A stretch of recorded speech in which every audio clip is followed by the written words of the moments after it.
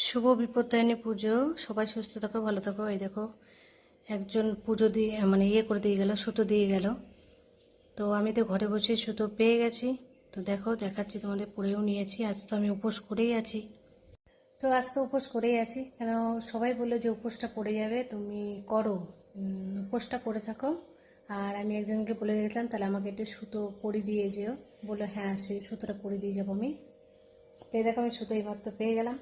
এখন খুব তাড়াতাড়ি পেয়ে গেলাম, 2:25 বাজে। তো যাই হোক, খুব ভালো হলো, ঘরে বসেই সুতো পেয়ে গেলাম, প্রসাদও একটুখানি পেয়ে গেলাম।